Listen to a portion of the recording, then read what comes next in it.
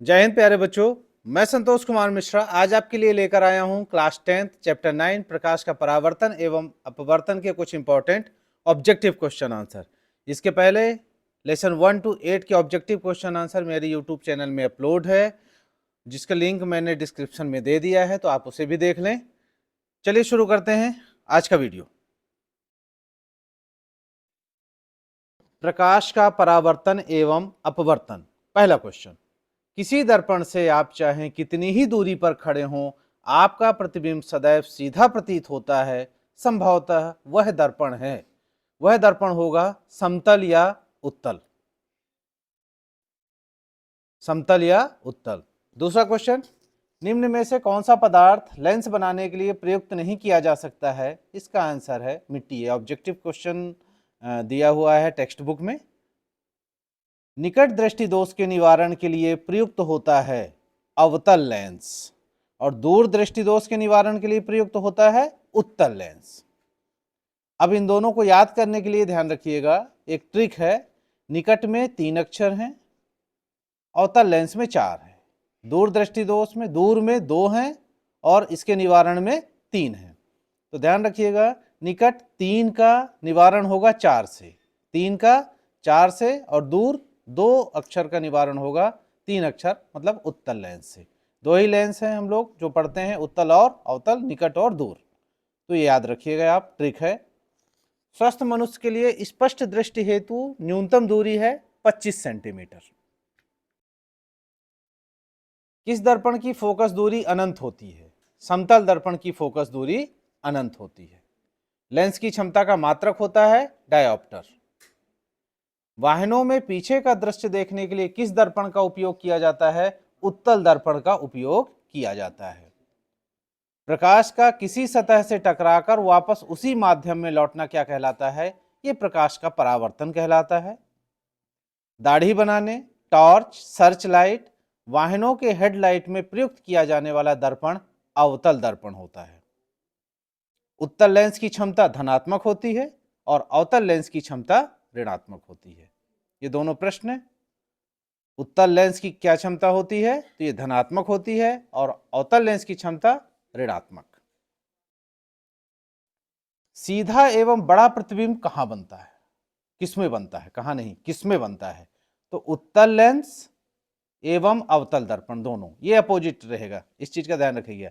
यदि लेंस उत्तल है तो दर्पण अवतल होगा, और यदि यहां अवतल है तो दर्पण उत्तल होगा। ये दोनों चीजें ध्यान दीजिएगा।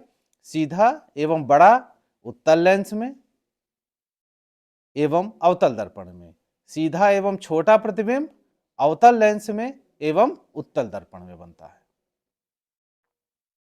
प्रतिबिंब की ऊंचाई एवं बिंब की ऊंचाई का अनुपात क्या कहलाता है? इसे हम आवर्धन कहते हैं।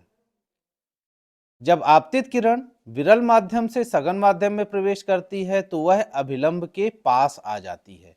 अब बर्तन जब हम पढ़ते हैं तो इस चीज का ध्यान रखना होगा चित्र बनाते समय, कि जब आपतित किरण विरल माध्यम से सघन माध्यम में प्रवेश करती है तो वह अभिलंब के पास आ जाती है।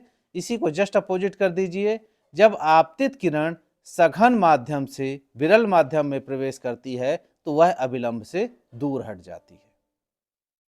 गोलीय दर्पण की फोकस दूरी उसकी वक्रता त्रिज्या की होती है आधी। गोलीय दर्पण के ध्रुव तथा मुख्य फोकस के बीच की दूरी क्या कहलाती है? इसे कहते हैं हम फोकस दूरी। ध्रुव और मुख्य फोकस के बीच की दूरी। किसी बिंब का अवतल दर्पण द्वारा बना प्रतिबिंब आभासी, सीधा तथा बिंब से बड़ा पाया गया। वस्तु की स्थिति कहां होनी चाहिए? तो दर्पण के ध्रुव तथा मुख्य फोकस के बीच वस्तु की स्थिति होनी चाहिए। वक्रता त्रिज्या फोकस दूरी की होती है डबल, दोगुनी। उत्तल दर्पण में प्रतिबिंब कैसा बनता है? तो सदैव वस्तु से छोटा बनता है, इसीलिए इसका उपयोग साइड मिरर के रूप में किया जाता है। नाक कान गला विशेषज्ञों के द्वारा उपयोग किया जाने वाला दर्पण क्या है? अवतल दर्पण है। क्यों? अवतल दर्पण में प्रतिबिंब बड़ा बनता है, इसलिए उनको ज्यादा बड़ा और अच्छे से दिखाई देता है। किसी गोलीय दर्पण तथा किसी पतले गोलीय लेंस दोनों की फोकस दूरियां -15 सेंटीमीटर है। दर्पण और लेंस संभवतः है दोनों अवतल होंगे। जिस लेंस की फोकस दूरी 1 मीटर हो उसकी क्षमता कितनी होगी? उसकी क्षमता होगी 1 डायोप्टर। कुछ सूत्र देख लें, दर्पण और लेंस। तो दर्पण सूत्र और लेंस सूत्र में बस एक चीज का अंतर है, प्लस और माइनस।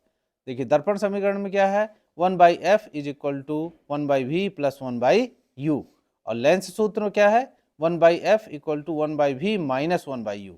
तो दर्पण में प्लस है और लेंस सूत्र में माइनस है। फोकस दूरी तथा वक्रता त्रिज्या के संबंध में r बराबर 2f या f बराबर r/2। ये जो फोकस दूरी है वक्रता त्रिज्या की आधी होती है। लेंस की क्षमता p बराबर 1/f। तो ये थे प्रकाश के परावर्तन एवं अपवर्तन के कुछ इंपॉर्टेंट ऑब्जेक्टिव क्वेश्चन आंसर। आप इनको तैयार कर लें।